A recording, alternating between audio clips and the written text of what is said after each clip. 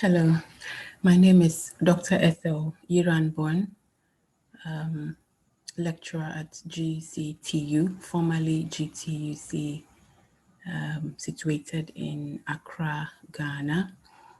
So today we are looking at chapter 2 of the course, Sociology of Technology, and the topic is Technology in Society, a Historical Overview. The objectives are to, first of all, obtain a broad overview of the history of technology, and then to critically examine in a historical context how technology and society have mutually shaped each other. And then we'll look at providing an alternative view of the history of technology by looking at technological change sociologically, and also to learn about the development of a high-tech society characterized by customization, individualism, and privatization. So considering the evolutionary model of technological development, the advancement of technology in society is incremental. That means that it builds upon existing knowledge. Okay, so when we say that something is incremental, it means it begins from small to big, it enlarges, it increases, or it gets better by day. And we all can attest to that, that technology is one of the areas that continuously grows. Okay, and what we're saying is that it doesn't just come from nowhere. We don't find new technologies just bumping in. We always build on what is already existing. Technological advances such as the automobile came about due to the evolution of technology rather than a revolutionary manner. Revolutionary means that it would come newly without building on anything that is existing. Okay, a revolution is just something new that comes out of the blue and penetrates into the system. But evolution means that it evolves, okay, over time. It grows over time, just like a newborn baby is born and grows. We evolve, we do not revolution. Now, automobile can be considered an example of evolutionary technology, according to Ferguson. We see that the early car technology was, first of all, a very simple one. Okay, pistons, cylinders, and nozzles had been designed by Hero of Alexandria 2 millennia prior. Okay, but then eventually these were what we have built on to come out with the most sophisticated cars that we may have around. So the unique blend of techniques, including modern electrical components, was all innovative. Okay, it is up until recently that we had the automatic cars with all kinds of electrical components being introduced. Okay, and what we are saying is that all of that was built on what was already existing. We didn't just start from there, but we have built upon what has already been existing. So two key issues make the understanding of technology in society a bit difficult. One, the gap in time and space. Okay, between when an inventor first develops a technology and when the technology is reviewed. Okay, so it's very difficult for you to study the history of technology because of the gaps in between. It's always never a straightforward journey. Okay, and so it makes it difficult for us to recount in detail how a technology actually evolves. Reliance on artifacts as evidence of how societies have evolved.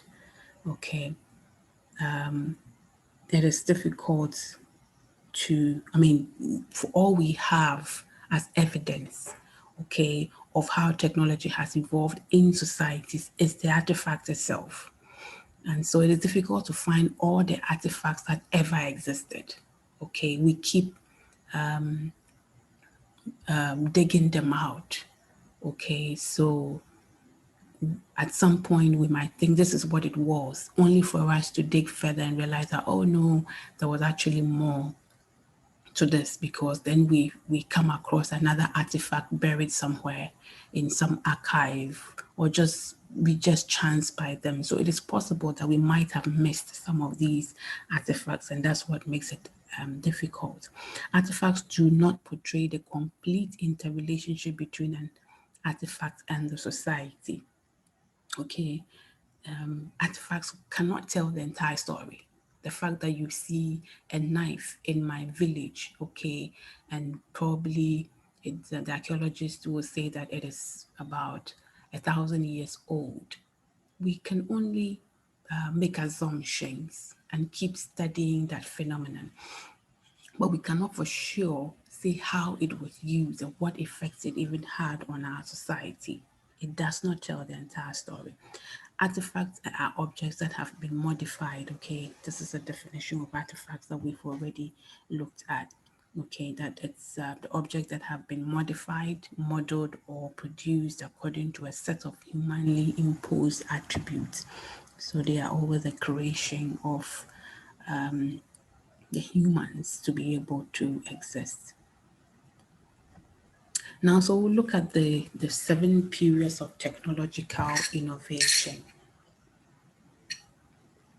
The Stone Age, ancient technology, the Renaissance, Enlightenment and Revolution, the Industrial Revolution, and electronic times, and then information society. We can say that today we are in the information society.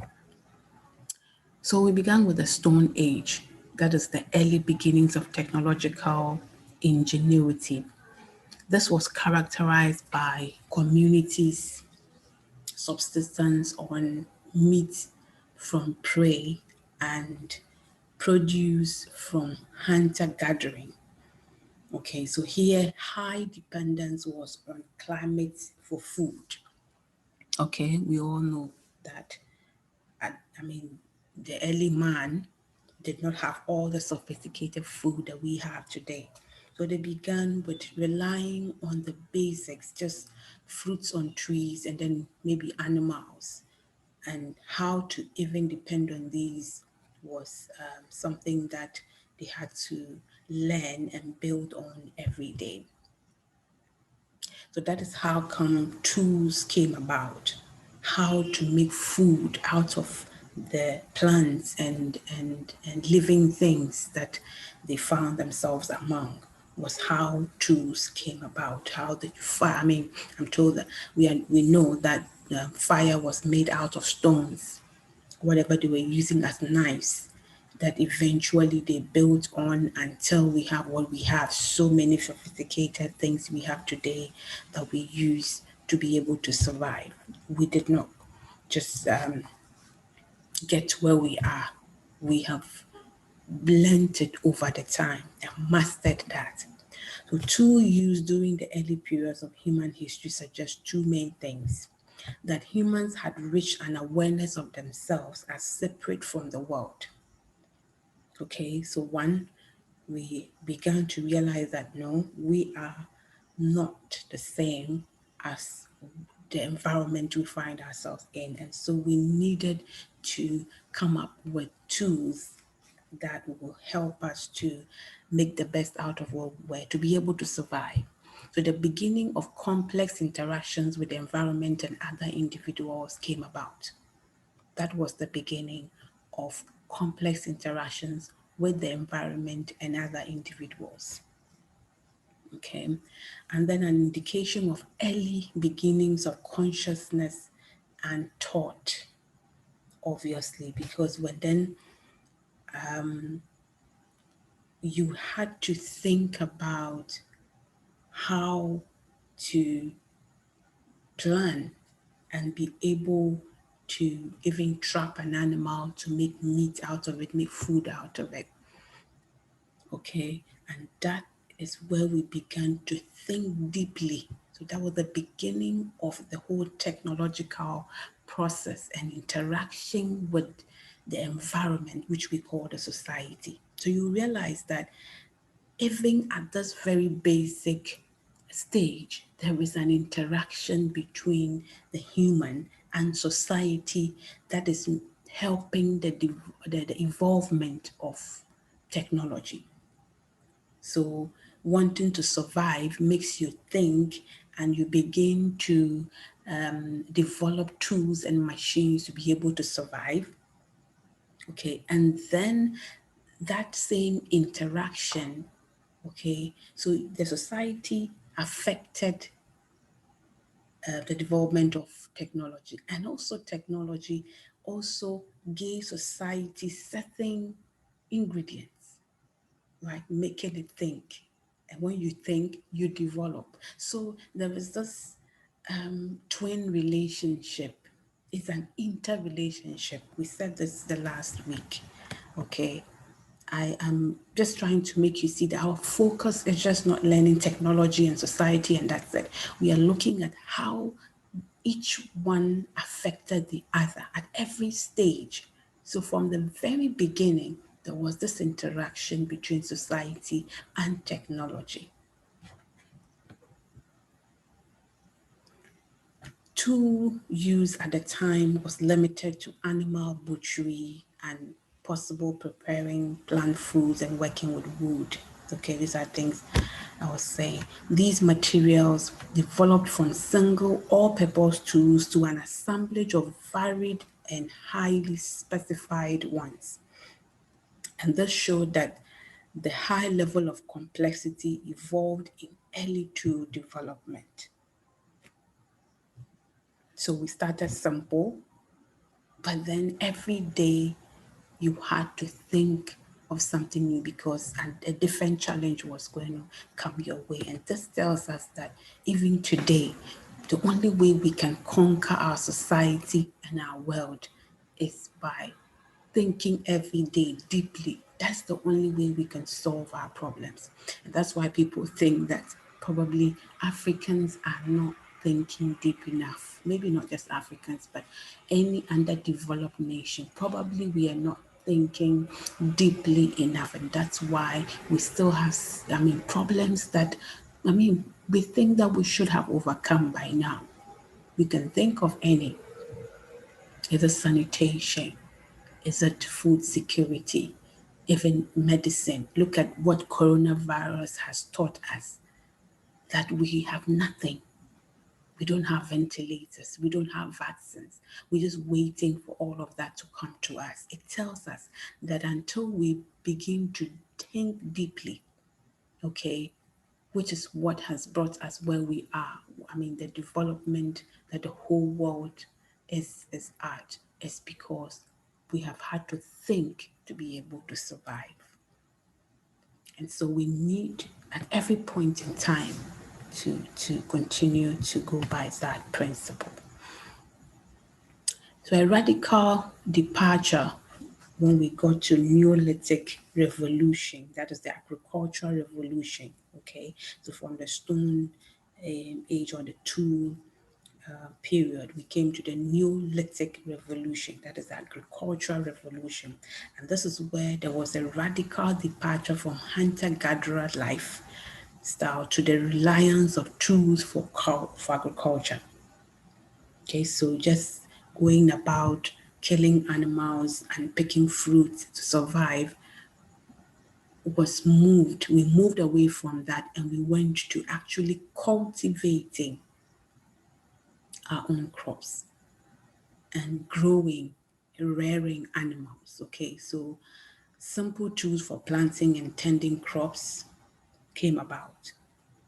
and then small plots of land were cleared and used to grow food. Obviously, that they didn't read from a book. They had to think deeply that how can we grow this? And I believe, of course, we know that, probably we say that how we learned to cultivate is that probably as they ate the fruits and they threw away the seeds, they eventually realized that these seeds germinated. They realized that, oh, okay, so when we plant these, they will grow more of what we are eating. And that's how come agriculture started. And so they began to clear bigger lands and to be able to cultivate. And all of this required planning and organization, obviously. And that is where planning and organization began. And we still have that till today. Then we move to the Green Revolution under the agricultural period. We have the Green Revolution. And this is where increase in innovation and transfer of technology in agricultural production increased. Okay. Norman Belloc, father of the Green Revolution, saved many from starvation in the 19th century at this time. Then the agrarian societies, this is where crops were readily grown, plows were harnessed with animals and used in farming. So farming flourished at that stage. Also, in the agrarian society, it allowed for more efficient, larger scale agriculture. It allowed, it allowed for larger scale agriculture, failed to remain fertile for longer periods, and people remained in the same area for many years. Yes, of course, the land was still very fertile. They were able to grow them for very, very long periods, leading to permanent settlements. Okay, so so long as you had your farm here, you grew your crops and they were growing very well, you tended to stay there. And that's how come people began to group. Okay, so obviously all of us in Ghana, it meant that our ancestors grouped at this very place. This is where they found their livelihood, and that is how come we have developed, even to the extent of the regions we have. We know that all of that has changed over time. But wherever we found ourselves today, it tells us that our ancestors were there for a long time to be able to survive. At some point, they all moved. Whenever they moved as a community, and that's how communities began. So settlement allowed for the study of a place as a social phenomenon. Okay, so the moment we all stayed together, we began to speak a common language. And as we spoke that language, our interactions began, cultures began to evolve. The way we were dancing, the way we were eating began to evolve. And we called ourselves as a community. We called ourselves a nation, a group. And this allowed us to be able to begin to study these cultures. Okay, so we said these people because they now identify themselves as a certain people and we could now study them. The development of towns and cities, economic and social complexities began. Okay, so two or three people started, it grew, it became a village or whatever, and it kept growing and became complex communities or complex societies. So food supplies brought about trade and disparities in wealth. So the fact that somebody had food, another had animals, I mean, trade began in those times leading to inequalities. So the haves and the have-nots began to show up. If some people had land, those who didn't have were those who were less off. And so that is where inequality began. So this was a major turning point in sociological inquiry because settlements allowed for the study of place as social phenomena. So this is where the whole idea of sociology came about. This is what I was telling you, in my other video about what sociology is. The study of societies, of social phenomena, social structures. So this led to the introduction of sociological concepts such as identity, a sense of belonging, community, and social structure.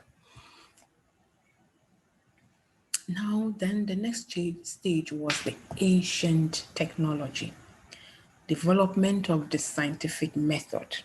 This is where that came about. This is the ideas and thought process that represent the early beginnings of technological innovations and not the tools themselves. So we're not talking of the artifacts or what we made, but the thought process that led to the making of those technologies or the innovations that came about in this era. Technologies such as smelting iron, screw, and lever emerged, and the use of fire bricks, tile, and stones for construction. So this is where innovative stuff started beginning for building, for smith, people who used iron and all of that began to think through and become more sophisticated. These made it possible for the building of complex structures. Example, amphitheaters and aqueducts and tunnels.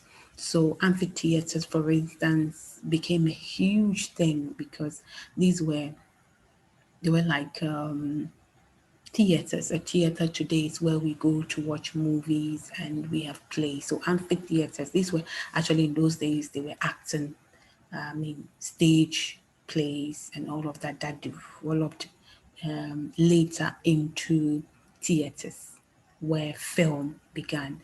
Okay, so amphitheater, I know one is at Legon. I have been into one where you will have an opening at the top usually, and you are able to see. It's a very beautiful scenery. So this is where the innovation led them to do. And amphitheaters allowed for social interaction through mass entertainment. So people began to gather at these theaters to watch movies. And the moment you started watching movies like that, you're going to meet someone.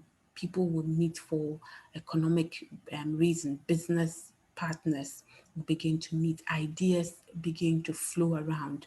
You will meet a partner. At first, it was going to be you, maybe someone passing by your house. Probably that was how you're going to come by your partner. But with the emergence of these innovations, you now had a bigger opportunity to meet more people, to share more ideas. And so life became more complex, more interactions came about. The third stage was the Renaissance. And the Renaissance has been characterized by the awakening of the mind through technology. Okay, we can say that it is a building up of the ancient technology. Now, this began with Johannes Gutenberg's printing press in the mid 15th century. And here we had oral culture giving way to print culture. Okay, so where everything we knew and it was all in all grandma stories. So if we didn't have the old and the aged around to teach us about history, everything was orally transferred. But then at this time, this Renaissance period, all the oral was being replaced by print. We began to print things. This brought about the notion of mass production. So we now could put, because if you had a piece of knowledge or an idea, you couldn't print it in your mind. It was just in a mind. Okay. But when print came in, you could now have production of whatever you write down. You could print more copies for more people to read at remote areas. And so the spread of literacy began here. Then there was diffusion of new ideas. Okay, whatever idea you had could now travel far because we can print it. And then power relations changed because of technology. An example is the Roman Catholic Church. We believe that we all know that the Roman Catholic Church had immense power. They were just not religious, they were also political. Okay, so they wield a lot of political power. They determine the things that happened in society. But with time, okay, and it began with where, the Catholic Church at that time, only one Bible, for instance, would exist in one church, and only the priest or the bishop or the pope could read it. Okay, and but then when these things started, printing became common, the common person could get access. And that's where Reformation began. When people began to read and know the truths for themselves, they started thinking, having other ideas apart from what they were told. Okay, and that's how revolution always starts, or reformation starts. Then came the Enlightenment and the French Revolution. This is when systematic knowledge in action came about. Okay, technologies continue to evolve, often faster than ever before. Okay, and as technologies change, their impact on society changed as well as societal views on technology. Okay, and Denis Diderot, he came about with the Encyclopedia, and he says that it was intended to be a universal dictionary of human knowledge. Encyclopedia. I don't know how many of us have taken time to read an encyclopedia, but upon completion, it comprised of 28 volumes, published over 21 years, and beginning in 1751. And it is most often remembered for its contribution to the controversial Enlightenment movement. So, usually an encyclopedia will have more information. It looks usually like a dictionary, but it has more information about almost everything. Okay, so from every kind of knowledge was being recorded in an encyclopedia, and it was to let people. So if you didn't understand something, it was, even these days we use a dictionary for the study of words, but this one will give you a description of items and more than just words.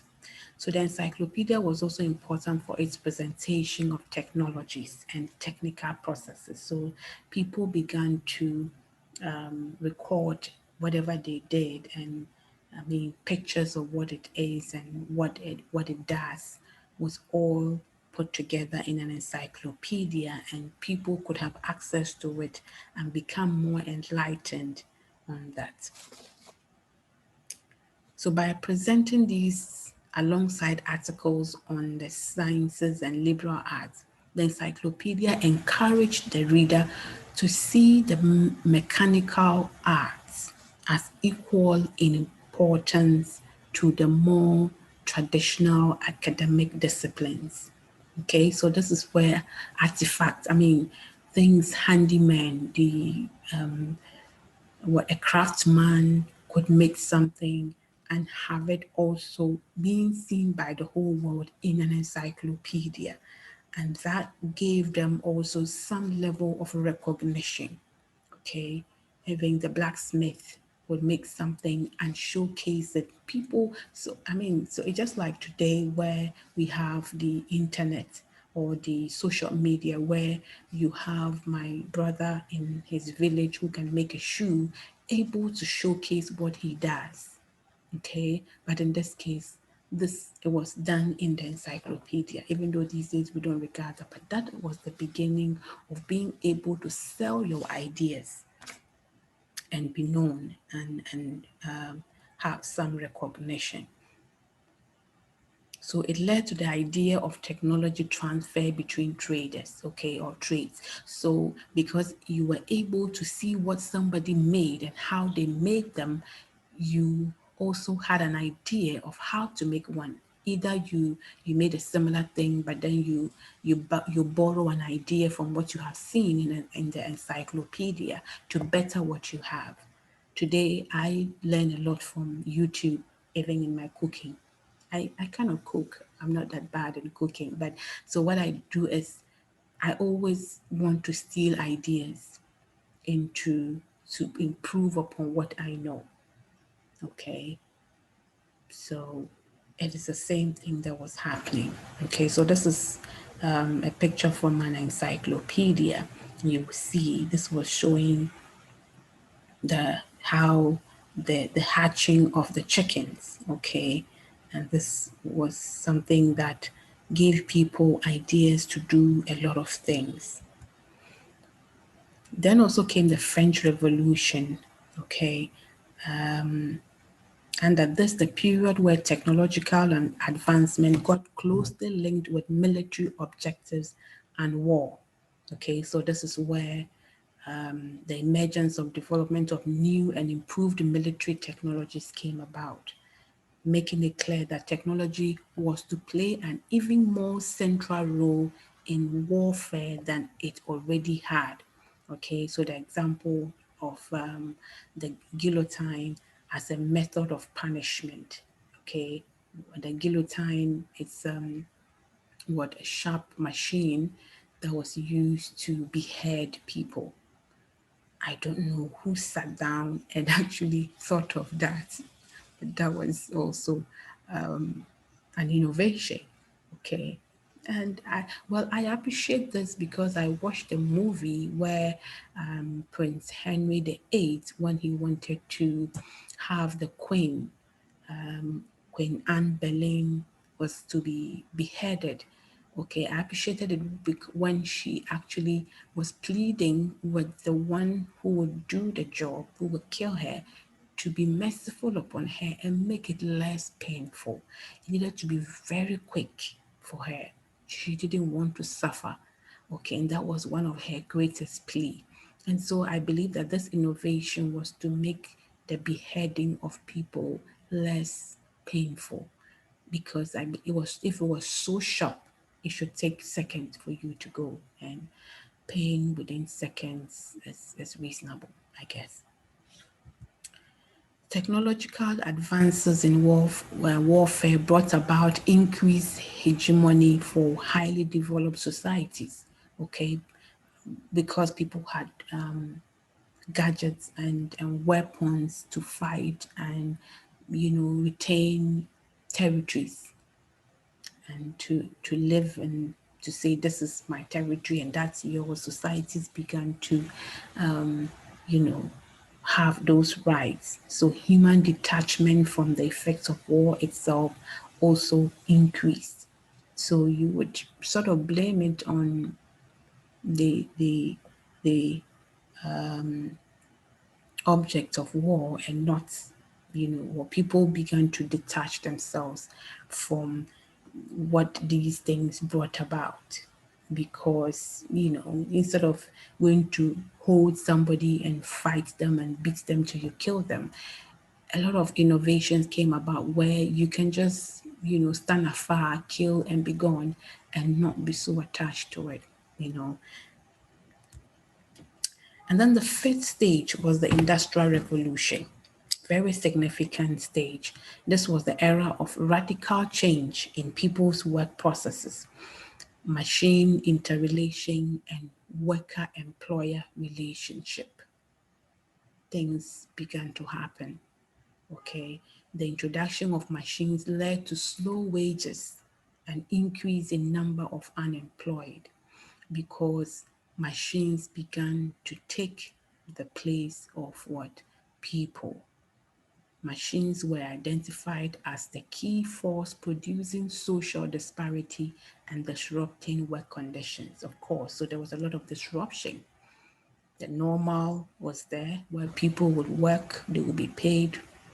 Skill, that's where we saw how skilled people were. People's skill was very much in use, only for someone to sit down and make a machine that would do the work of 10 people, 100 people. And it meant that all of those 100 people would have to be laid off. And that brought about chaos. The Industrial Revolution was characterized by a revolt against technology. So people actually had, demonstrations, you can call them, against machines and the introduction of machines. Can you think of any such revolts or a rejection of machines or technology in any aspect of our society today? Food for thought. So the interplay between technology and the existing social system radically transformed social structure. Obviously, I mean, things began to change. The social structure would change because technology was obviously heavily introducing new things and new ways of doing things. Then this led to machine breaking, okay, where that's the where the response to the integration of technology into workplace and the resulting disruption of work conditions. That's what we refer to as machine breaking. Okay, the disruption of working conditions by the integration of technology into our workplaces. Now, primarily, machine breaking was aimed at putting pressure on employers to improve wages and working conditions. Okay, so people began to think that look, we need our wages increased, okay, because they saw that machines were taking all of that and they thought that they needed to fight for some rights.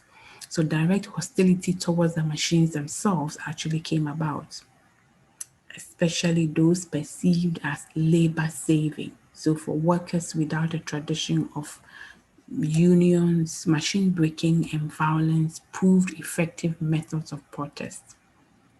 So machines were actually attacked to, call for some attention, for changes to be made for their work conditions.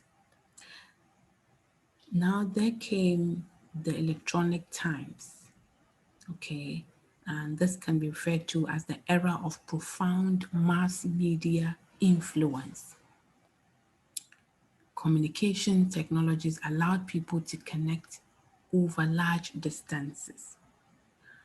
For Marshall McLuhan, electronic media undermined traditional settings of social interaction that maintained social identities and boundaries. Okay, so according to Marshall McLuhan, communications technologies actually came to break down the boundaries, social boundaries, okay, because now you didn't have to travel from one village to another to be able to give an announcement about something or introduce anything. You just needed to have access to mass media, radio, television, and your message could go across, and that's it. Okay, Marshall McLuhan was the first to draw attention to the effects of mass media on society. And he talked about how it was used as a tool to shape the thinking process and understanding of society. Okay, so according to him, mass media actually shaped the thinking of society. So at the time, mass media consisted of radio, cinema, television, okay, and all of that together creating the new era of electronic communication. He studied the effect of printing on society, and he assessed that written communication has changed our cognitive system into logical sequential thought, okay, because we had to present our thoughts in a certain sequence. Of course, when you come and sit on radio, you just don't speak anyhow. You have to present your speech or your message in a certain way. Unlike, you know, because you were talking to a larger number of people with variety of cultures, and so you needed to refine your way of presenting things. And these days, not anybody just sits on radio, not anybody just sits on TV. Even before you go there, there is a way in which you would have to go over that discussion to be publicly consumable. Okay. So McLuhan used probes to draw attention to his ideas about the link between mass media and society. And one of his props is that he says that I have insisted that any new structure for codifying experience and moving information, be it alphabet or photography or the internet, has the power of imposing its structural character and assumptions upon all levels of our private and social lives, even without conscious acceptance. And that is what I have always meant by the medium is the message. So simply he's saying that the mess is not when someone sends a message, when a message moves from one place to the other, it is not just the message that matters. How it gets there, the medium through which that message travels is equally very, very important. It has an effect on the consumption of it. So today, if you just heard someone say something, okay, your neighbor, sometimes you ask, where did you hear it? And it is because it matters to you where the person heard it. Okay, so certain mediums obviously will be more influential than others, and some of the factors are the speed even at which that grows. Okay, so that is what he was drawing our attention to. He also talks about the concept of global village, okay, where the transformation consisted of the possibility of instant communication between any 2 points, which he summed up with the concept of the global village, in which space and time are compressed. So for him, global village is just when time and space are compressed. Okay, it's no longer a big deal to travel outside. You can, we've heard of people who have gone to school in London like day students. Of course, that was financial loss to our nation, but it happened because we are now a global village. In Accra, someone can take breakfast in Accra, have lunch in Ethiopia, and then you have dinner in what? Let's say China. Okay. And so within 24 hours, you have gone round, you have traveled the world over. It's not, that's not how things used to be. But the world has become smaller and smaller, not just by traveling, by the fact that we have social media. We have, you can pick a call and be able to speak to someone in another part of the world very easily. The message, these days, the way news can fly from Ghana to other parts of the world, I think within seconds it goes. Okay.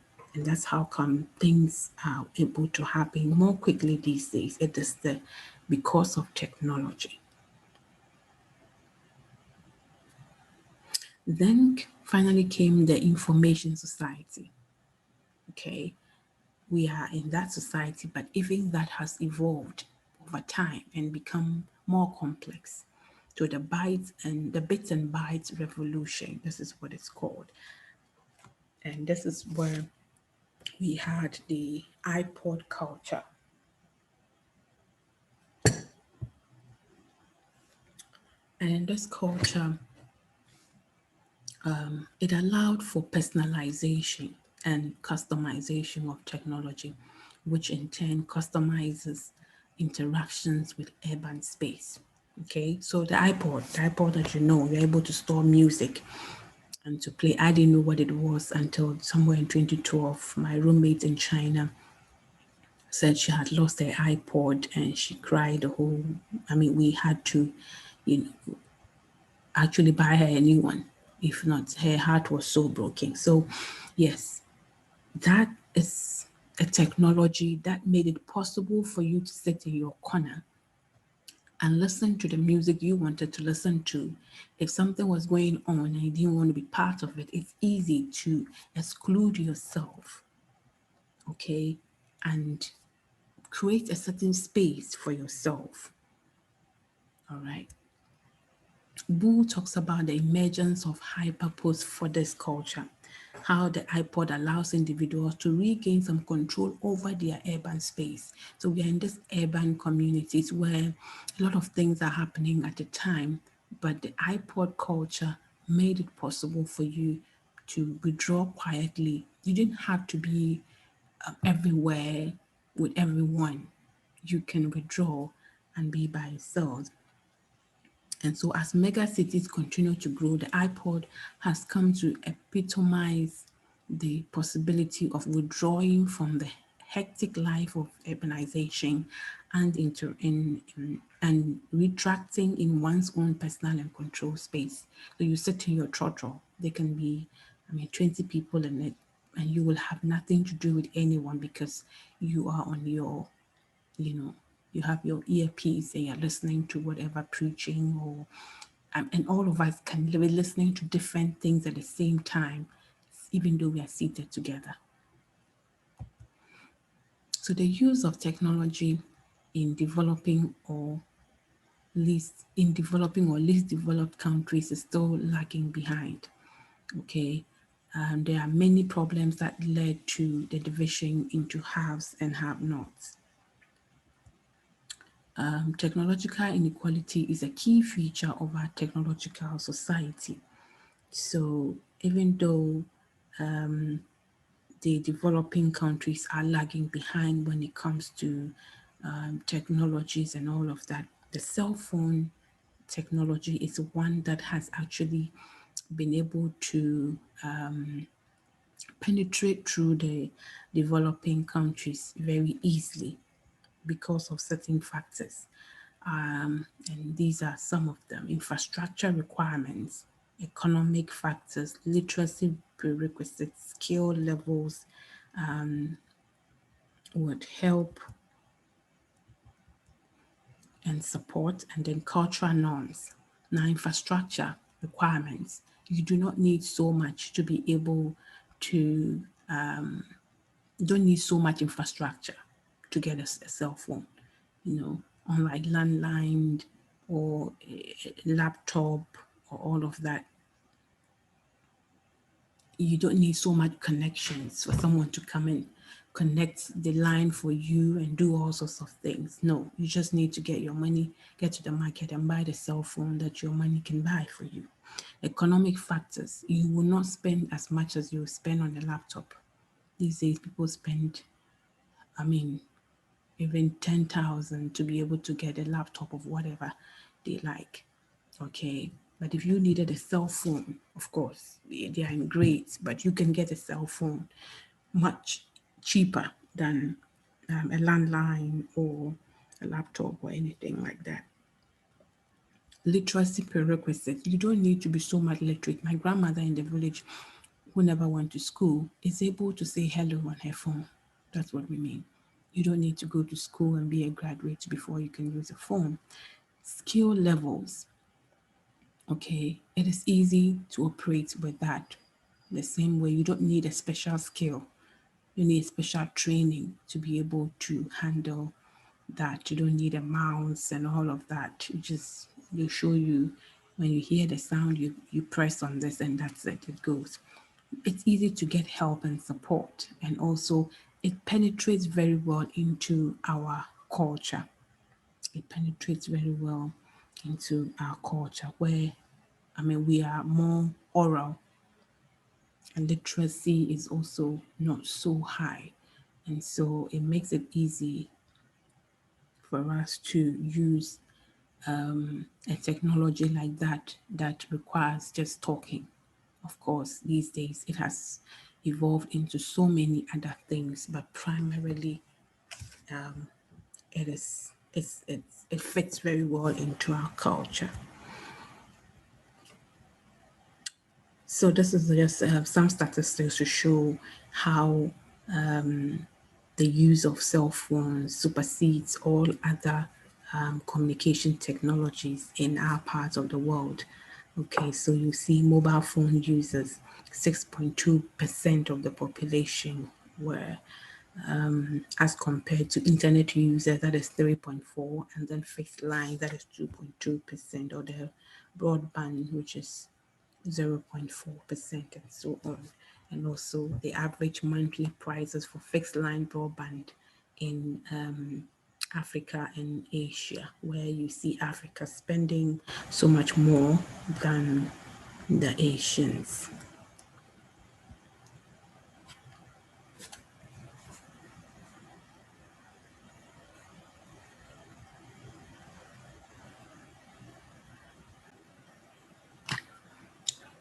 So, case study, texting selves is a case or a book by the author Raw Petira et al. And they examine the phenomenon of texting in the Philippines, and it shows how Filipinos, are dependent on the cell phone for so many things, just like in any developing country. And so he has some interviews on the usage of these technologies and how it empowers the average Filipino to be able to do a whole lot of things. He talks about the communication technologies and how these bring about social change, and there are ways for people to connect in the Philippines. They depend on it for alternative means for information diffusion. Okay, instead of emails and websites and blogs and all of that, that for them is one of the ways you can have information traveling. Of course, on your cell phone, you can have all these emails and everything. These days, we don't all go to check even on our computers. Everything is on your phone. Okay, so these are things that the Filipinos also depend on the cell phone for. So, in interviewing them, some of them have talked about how the cell phones are kept within reach. 87% actually expressed that cell phones are used primarily to maintain old relations with family and friends, and that most users prefer texting over voice calls. 83% said that. And also, a large proportion feel they could not cope without a cell phone. 65% said that they text when they are bored, and 18% said when they are lonely, they text. Some send text messages when they are engaged in conversations, 39%. And then text messages sent in a day, 20% send 16 or more messages, that's 10%. Send 11 to 15 messages, and then 30% send to 6 to 10 messages per day, etc. Okay, so these are what tells you how intertwined the cell phone is in the lives of these people. There is the increased connectivity with old friends and family members, and especially kids. These days, we are able to have phones at home to reach our kids easily. First it was an abomination. I guess it was because we didn't have much money. We couldn't afford them. We made it seem like it was prohibited. Of course, we need to also be able to guide our kids in these use, because they can actually lead them into so many things that will destroy them also. So there is a possibility of forging new ties with the help of a phone. These days, you don't need to go far to make friends, to have a life partner. You just need to ask for the number. When you get the number, you have them to yourself. There is the possibility of transnational connectivity. Okay, so these days, we are able to have very easy relations with people living in other parts of the world, and it works. You know, I have friends I have never met, but which all we do is We talk on phone all the time, social media, WhatsApp, share videos, share pictures, and that in itself is, a relationship on its own. You can have business, and even sometimes you can learn and get a degree doing all of that on your phone without moving an inch. And it also facilitates connectivity with one's workplace. Okay, so these days your boss has a lot of access to you because you have a mobile phone. And if he texts you and you don't pick it, he'll WhatsApp you, he would call, and so you don't actually have a life. So there is the good and bad sides of all of that. Cell phone ownership acts as a status marker. Okay, whether you have a phone or not tells what status you are, and what type of phone you have also matters. Okay, so another significant contribution of the cell phone culture is how the people of Manila were able to overthrow a whole government just by using social media. Okay, there was almost, so they call that the coup de text. It was text messages that they sent around and that rallied people on the streets to have demonstrations or to